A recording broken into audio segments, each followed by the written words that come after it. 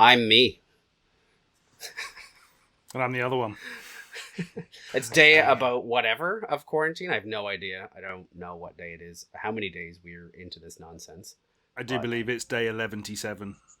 I think it is. I think it is. Yeah. The other weird drink that I saw was a Coca Wine. I knew they used cocaine in like health tonics and herb tonics and shit like that, but I didn't really know too much about it. And I came across this thing called Coca Wine. There was a brand called Vin Mariana developed in 1863 by a French Corsican chemist, Angelo Mariani.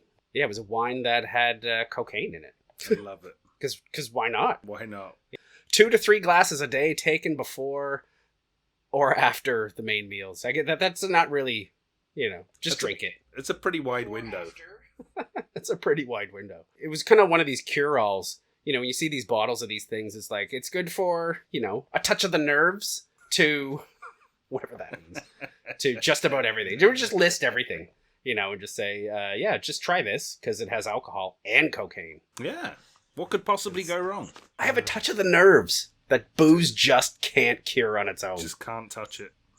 I don't even know what the nerves are. I think it's just like a general term for you're just a pain in the ass. I think so. I like some of those terms, like even like from as recent as the First World War. If you look at like the lists of injuries that people have been sent home for as well, the nerves is in there for sure.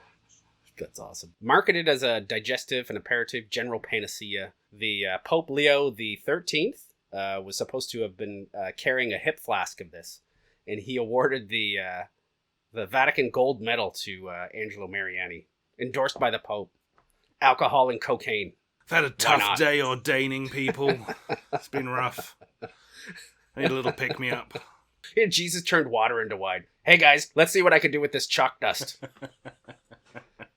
This is gonna blow your fucking mind. Oh, that's fantastic. There was a bunch of different Coca wines. It's funny that I'd never really even heard of them. No. It just came up in like a picture of, I was looking for something. Fuck knows what I was doing. Competitors, Pemberton. John S. Pemberton? Yeah. John S. Pemberton. He had one. This Vin Mariani was an inspiration for his Coca Wine drink. Pemberton's French Coca Wine. His recipe is very similar, only he used the kola nut, African kola nut, for the caffeine source. It was after Prohibition. They outlawed alcohol. They didn't outlaw cocaine. They outlawed alcohol. And so he had the carbonated, non-alcoholic version of French Coca Wine with kola nut and cocaine. Wasn't he the guy who, didn't he eventually turn that non-alcoholic version into like early Coca-Cola? Yeah. Coca from the coca leaves and the cola from the cola nut. No alcohol, caffeine and cocaine. You can't drink alcohol, but fuck me if you can't put cocaine in your drink. Maybe that's what today's modern non-alcoholic drinks are missing. We'll see. They're missing that cocaine. I haven't yet tried any of the THC drinks. I don't know if it reacts to your body the same way as like edibles do, if it has the same kind of... Yeah. I mean, I've got a feeling they've probably tried to steer away from bong water as a flavour. I had a friend of mine who drank bong water. He was wicked drunk. It was Steve. He drank some. What happened to him? He's still around. He didn't die. It was really gross. I can imagine it's pretty terrible. I'd also imagine myself chanting, "Do it, do it, do it." Oh, absolutely. Oh, man. I love the one that you have there for Hall's Coca Wine. A marvellous restorative.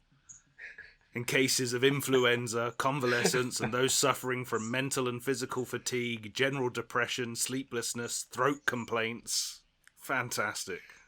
That's awesome. I like the picture of the guy mixing a drink for her. Get the fuck out of that chair. I have something for you. You're gonna love it. My God, you look depressed. Hold on 1 second.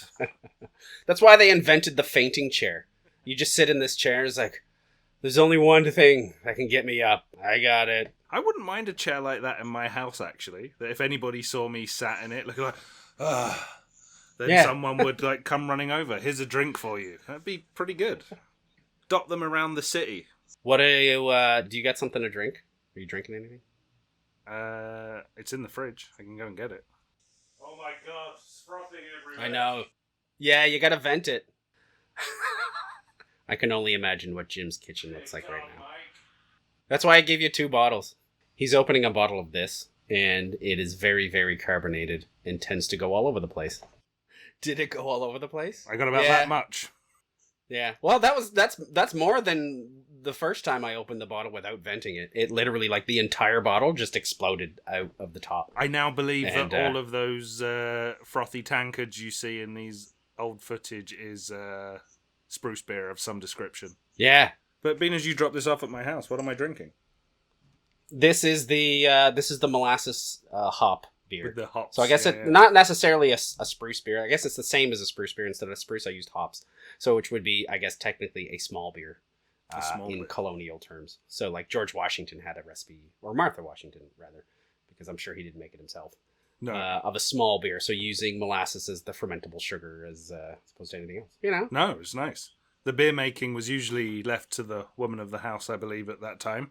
I read a few things about, alewives was a kind of a term for, I guess, someone who made beer and was also a wife. Maybe not. I don't know. And that I read that they would often use the same yeast from the bread that they made, because they all made bread, and the beer. But I wasn't quite sure if that was always the case, or maybe they would get... We should figure that out, because I like to make bread, so we should do that. We use the spent grains anyway, so... Yeah, it'd be interesting to see if you use a yeast that has some character to it. You know what I mean? Like this one is a saison yeast. I should have let it kind of clear a little bit, but I'm impatient, and so you need beer. You need beer. What can you do? Yeah. It's a version of a beer I made quite a bit, and I usually use a Belgian Ardennes yeast. This one I used a saison yeast, but I didn't really pay too much attention to anything other than no beer awards for you this time, Mike. No. This is mainly for quantity. Just filling up my kegs and draining them into my body. Because why not? Because I can. Yeah, because you can. Not everybody can. Well, this is the one more thing about this Coca Wine. There's one of these ads here that has a broken bottle. I don't know why they have that. I saw. It's like the top is broken off. Yeah. And this is like an extract. It's like, you make your own Coca Wine at home. Just add some of this to wine. And if you add too much and you get feisty, you can use the top of the bottle as a weapon. I guess so. I mean, I guess if you're pouring cocaine into stuff, maybe that's what happens. Like, why did it fall out of favor? Because, like cocaine was eventually made illegal, but it didn't stop a lot of people from using it. No, that's true. So you imagine if it was legal now, you'd have so much artisanal cocaine. Organic, bird-friendly. There'd be like a little logo on it. Yeah. You know? Hydroponic artisanal cocaine leaves. Why not?